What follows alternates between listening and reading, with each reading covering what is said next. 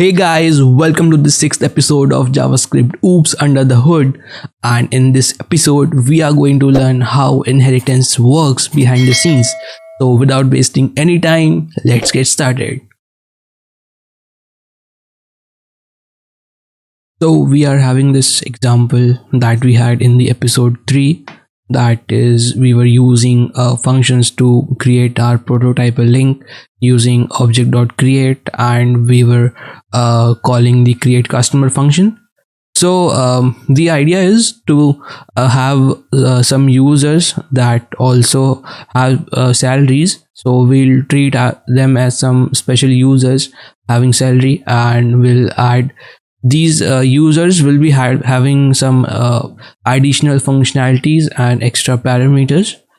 So if you can see line 22, we are having salaried user functions. This is the bundle that is a bonus feature for the salaried users, in which we are having a function fetch salary that logs the salary is plus this dot salary. And we are also creating a new function that is create salaried users, which basically accepts all the parameters that a common customer has. Along with that, we are also accepting salary, and we are also storing it. So I think the overall idea is that the salaried user have access to all the properties and functionalities that regular user has. And apart from the common function, the salaried user must also possess extra parameters and extra functions. So let's create the global memory and the execution diagrams for this particular example, and we'll see how it is working. So as soon as JavaScript scans to the code, the first thing we know what we do is we assign the variables and functions in global memory. We start from the very top. We are having functions bundle, and by the way, this would act as a revision of the episode 3. And if you haven't checked the video of episode 3, the link is in the description. Do check it out. So this function bundle is an object with properties add money and fetch balance, and we have a create customer function. Are having salary, having fetch create salary view. Okay, so this is pretty much that we have. So let's start executing the code, and can start. And I think we need a very big space. So the first code we are going to run is, first of all, let us have here want have the output for number 1 equals to create customer properties Alex 100 by Z. So let us create the execute context local memory, and whenever the function is called, we first of all assign the arguments to the parameters. So the name assigned to Alex 100 branch by Z. Great. Next, we are creating a customer object using object.create. As we have seen earlier, that object.create returns an empty object with the proto linking to the argument that we have passed. So the return will be having a label as customer, and we can see we are having an empty object with proto linking to the functions bundle. Let's link. Great. Now we have we are assigning all the parameters in the customer object. So to that, we are doing customer.name equals to name Alex. We are count by 100 branch vx z. Great. And we are returning customer object. So when we return, instead of returning this label, we return this copy of the object. So the thing returned here will be returned all the way back, all the way down to customer one.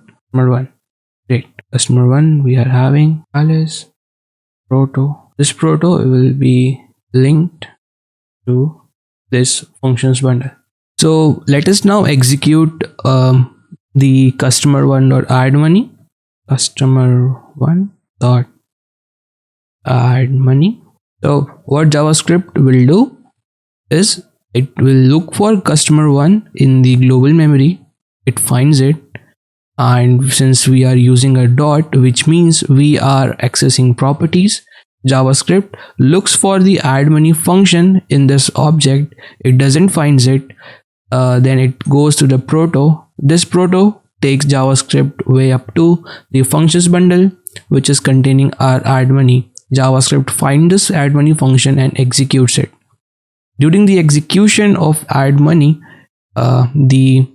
this inside add money function will reference to customer one, as we have discussed in the previous video. So customer one dot account balance plus plus would be the piece of code that add money function will execute. And if we try to run customer one dot fetch balance, so JavaScript will look for customer one in the global memory. It searches for fetch balance. It doesn't find it. It goes to the proto, and inside the functions bundle, it searches for fetch balance. It executes it. Inside the fetch balance function, we are using this dot account balance, which is equivalent to doing customer one dot account balance. So JavaScript will output the balance is this dot account balance, which will evaluate to 101. Great. Now let's execute the part where we are doing object.setPrototypeOf salaried user functions and functions bundle.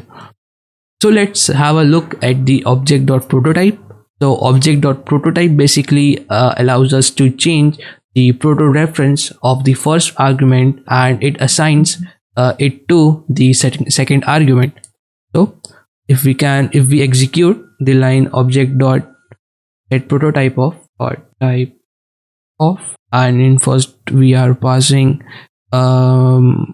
salaried functions, and we are using functions bundle. So in the salaried functions, we are having a proto property which JavaScript by default add, and after executing line 15, which is object.setPrototype, we are telling JavaScript to set the proto of this salaried user functions object to the functions bundle. So let's draw the lines. This proto reference will take us all the way up to the functions bundle. Great. So we are going to execute line 36. Stay with me. We are going to see something very beautiful and something very interesting in JavaScript. So let's execute line 36, and we are calling create salaried user functions. So let's create our execution context, doing to salaried users with Jane 100 XYZ and 10. Great.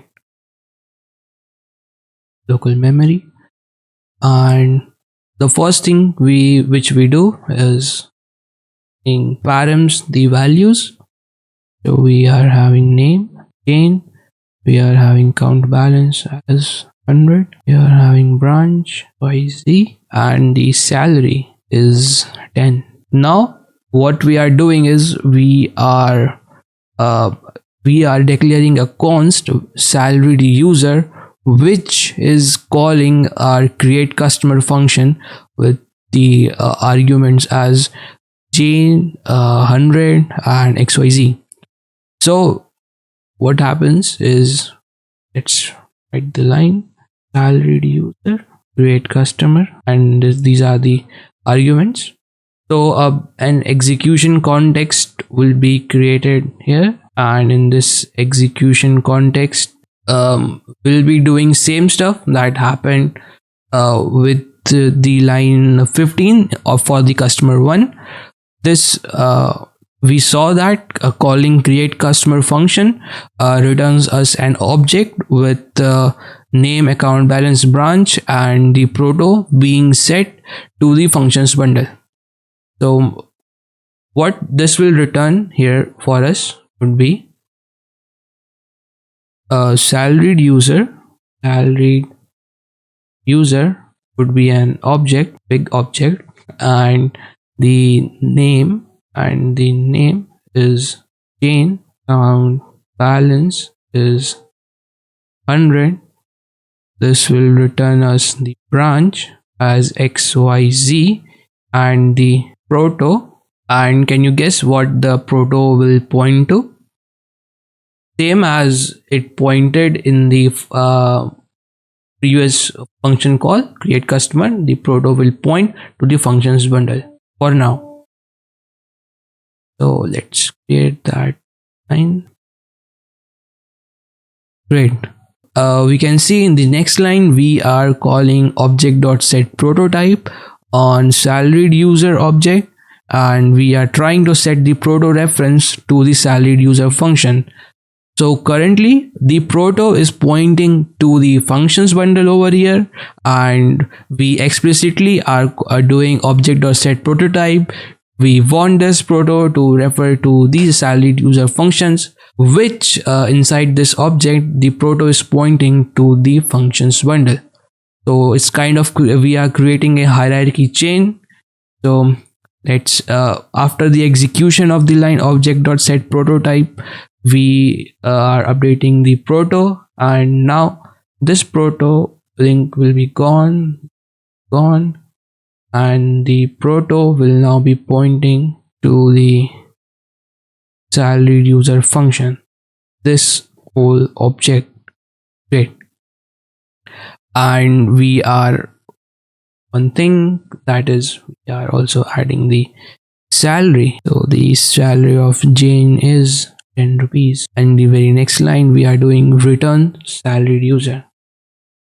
And by the way, this execution so cleared,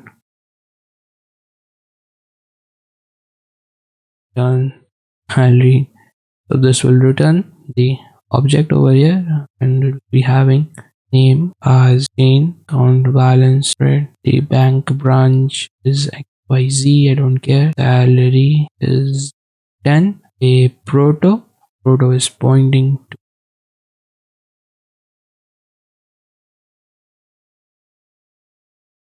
salaried user functions object. Great. I think we are almost done, and we have to call customer2.addMoney. So now let's run our prototype chain. So customer2.addMoney, JavaScript will look for customer2 in the global memory. It finds it.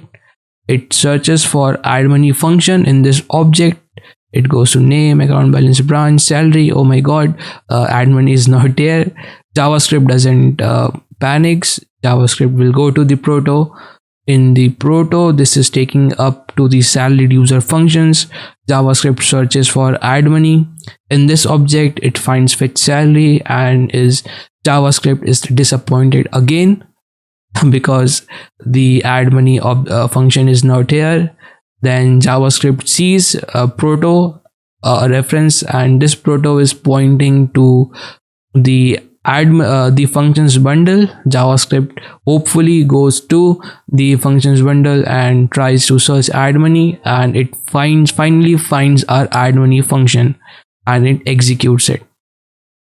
As said earlier, this inside the addMoney function will point to the caller of the addMoney function, which in our case is customer2. So this addMoney function will execute customer2.account balance plus plus, So our account balance of Jane is increased to 10101. Next, we try to execute customer2.fetchBalance. So JavaScript now looks for customer2 in the global memory. It searches for fetch balance in this object. It doesn't find. It goes to the proto. The proto is taking JavaScript to the salaried user functions where he's having fetch salary.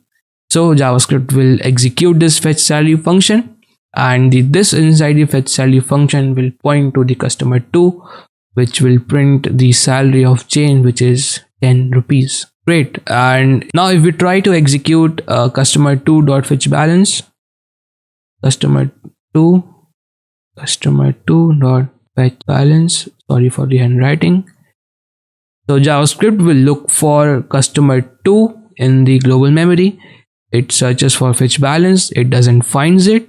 It goes to the proto. The proto is taking JavaScript to salaried user functions, searches for fetch balance. Oh my god, it is not there.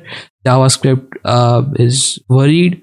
JavaScript then goes to the proto of this particular object, and it is taking this to the functions bundle where it finds the fetch balance, and finally JavaScript can execute the fetch balance function to print the account balance of Jane, which is 101. Great. So this was all in this video, and in the next one we are going to see how we can implement inheritance using the new keyword and this keyword. So see you in the next video. Till then, take care.